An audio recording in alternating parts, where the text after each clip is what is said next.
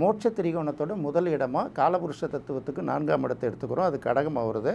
அதே போல் அவங்கவுங்க லக்கணத்துக்கும் 4ஆம் இடத்தை பார்த்து தான் இதை வந்து பலன் சொல்லணும். அப்போ 4ஆம் இடம் அப்படின்னு பார்க்கும்போது தாயாரை சொல்லுது, கல்வியை சொல்லுது, வீடு மனை வாகனத்தை சொல்லுது, எல்லாத்துக்கும் மேலே கல்வி சொல்லுதில்ல. இந்த கல்விங்கிறது தான் வந்து ஒரு அடிப்படையான விஷயம். ஒருத்தன் கல்வியை கற்கும்போது தான் அவனுக்கு ஒரு விழிப்புணர்வு ஏற்படும்.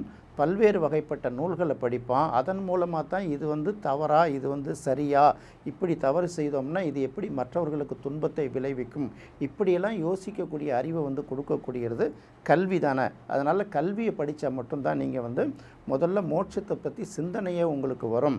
அதை பற்றி நல்ல சிந்தனை வரும். அதாவது எப்படின்னா, நம்ம சாதாரணமாக மற்ற உலகத்தில் புழக்கத்தில் உள்ள விஷயங்களை வச்சு நம்ம தெரிஞ்சுக்கிறோம்.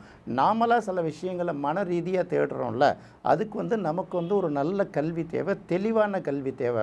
ஒரு விஷயத்தை படிச்சுட்டு இதுதான் உலகம் அப்படின்னு நம்ம நினச்சிடக்கூடாது இல்லையா.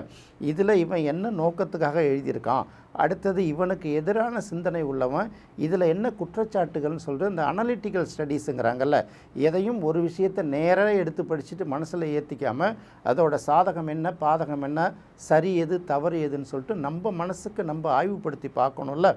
மெய்ப்பொருள் காண்பது அப்படின்னு சொல்கிறதுல திருக்குறளில். அதனால் இதை வந்து முதல்ல உனக்கு தேவைப்படுறதுக்கு அடிப்படை வந்து கல்வி தேவைறதுனால தர்ம திரிகோணத்தை 4ஆம் இடத்துல வந்து முதல் திரிகோணமாக வச்சுருக்காங்க.